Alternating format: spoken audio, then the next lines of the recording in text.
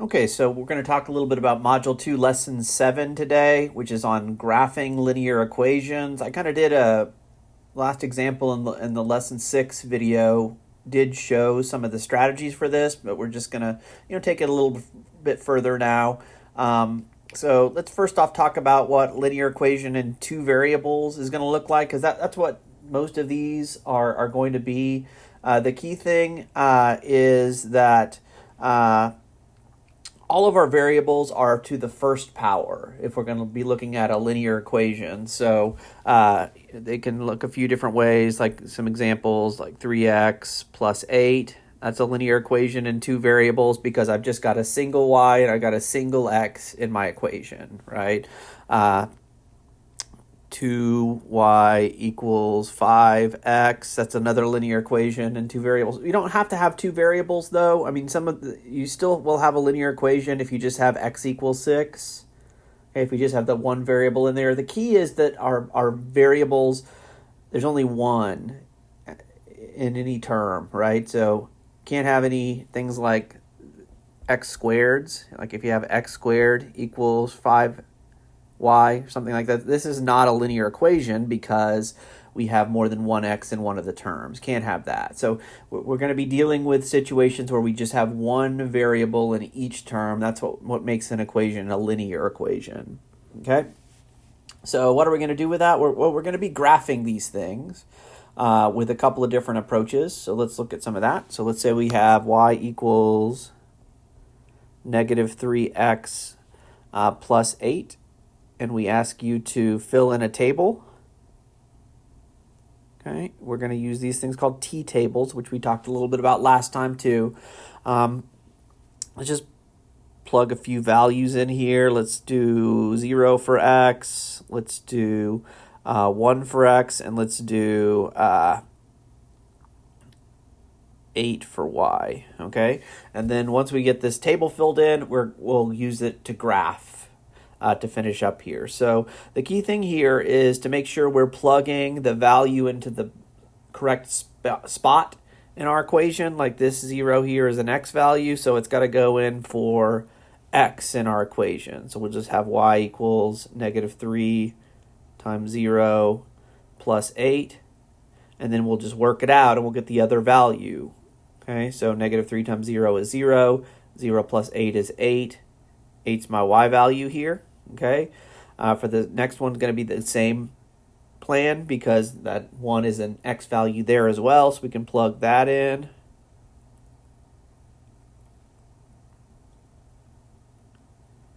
So negative 3 plus 8, working that out, gives me 5.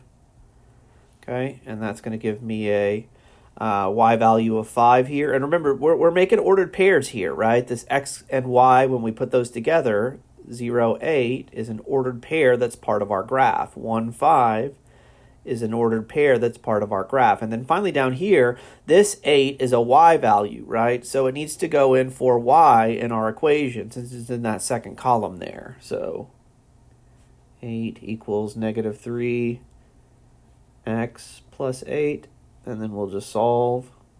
We'll move the 8 on over. Remember, we're going through our same strategies that we've been using all module long. There's really not much cleanup that we can do, so we're to the step of collecting our like terms.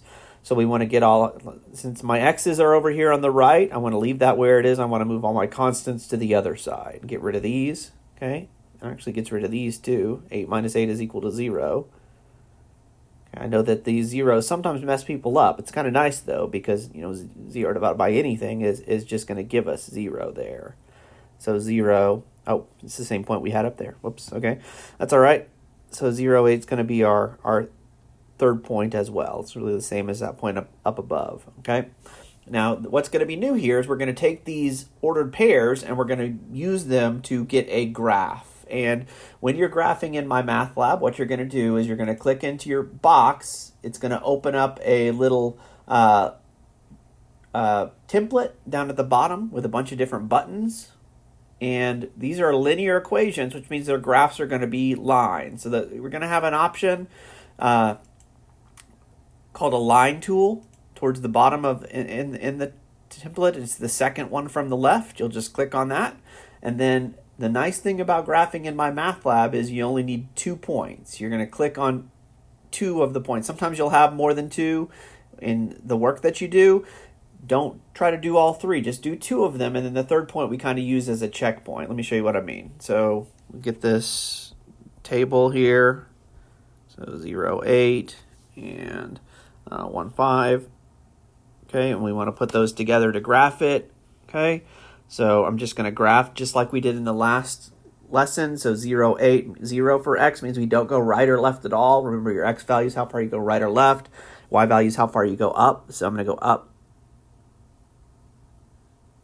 8 units. Okay, and in MyMathLab, I'm just going to go to 0, 8, click. Okay, when the line tool selected. Then 1, 5.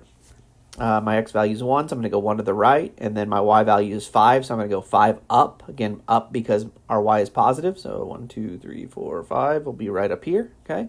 And I'm just going to click on that for my second point, and if you have the line tool selected properly, it's going to connect those things up for you automatically. But if I'm doing this by hand, we don't really have to do that in this class since we're doing everything online, but we would just use a straight edge, connect them on up, okay? But whether you're graphing in MyMathLab or you're graphing by hand, 2 points are all you need to define a line. You get them both graphed, connect them up with a straight line, you've got the graph that you're looking for. Okay?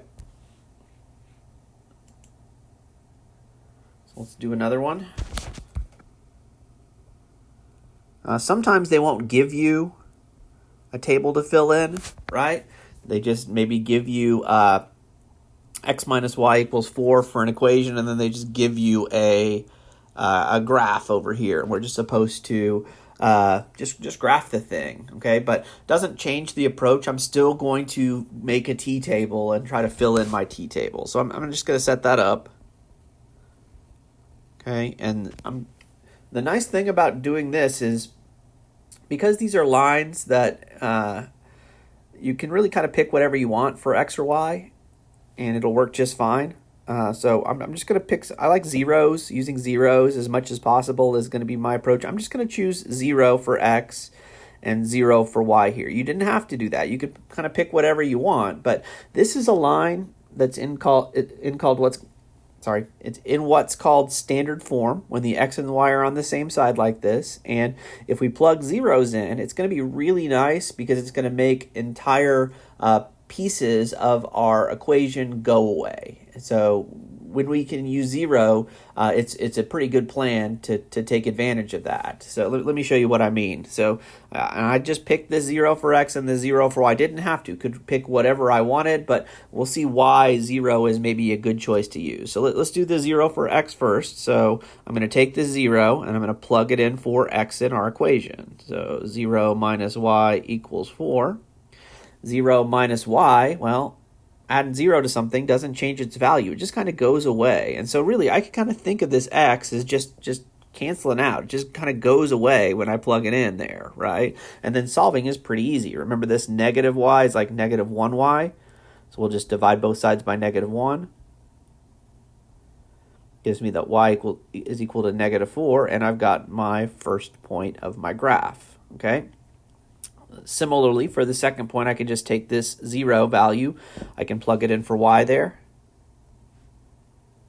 And again, I wrote it here. I would never write this, though, because when you plug 0 in for a term, that term is just going to go away. It's why it's so nice to use zeros whenever you can, because it's just going to make whole chunks of your problem go away. So this is just gone, and we're done. We're trying to solve for x. We've got the x on one side by itself. We're done. So 4, 0 is going to be a point on our graph. And this is what we need. We need 2 points to define our line. We've got our 2 points. You can do a third point if you want it as a checkpoint, but to me, it's especially when you're going to use these 0 values, it's just extra work, and there's no real benefits to it. You can get a little bit of check out of it, but it's not necessary, and these points are so much easier. I would definitely recommend just going with this. So the last step here is to just plot these points. We're going to choose our line tool down at the bottom of the MyMathLab. We're going to plot 0, negative 4. So 0 for x means don't go right or left at all. Negative 4 for y means go down 4. Okay, so there's my first point. 4, 0 means go 4 to the right. and then don't go up or down at all, and then our line tool will automatically, connect those up with the straight line that we're looking for. Okay? So hopefully that makes sense there. Okay, so next let's talk about how to graph a linear equation where we maybe don't have both variables represented. So we're going to look at this example, x equals 3. Again, I'm going to do it just like I have it with all the problems. I'm going to set up a t-table, right? But for this one, there's just no y in the equation at all, right? It just says x equals 3 for our equation. So what that tells me is it really doesn't matter very much what y values we pick. I can kind of pick whatever I want for y. And I just pick 0, 1, and 2 kind of at random. Doesn't really matter too much. X is always equal to 3, kind of regardless of what my y is. There's nowhere to put the y in, so it doesn't matter what our y value is. Our x is always going to be 3. That's what the equation up above is telling me. Okay, so if I think about these 3 points, 3, 0, 3 to the right, don't go up or down at all, be a point right there. Okay, 3, 1, 3 to the right and 1 up, right there. 3, 2, 3 to the right and 2 up. Okay, these things are always, always, always going to be lined vertically.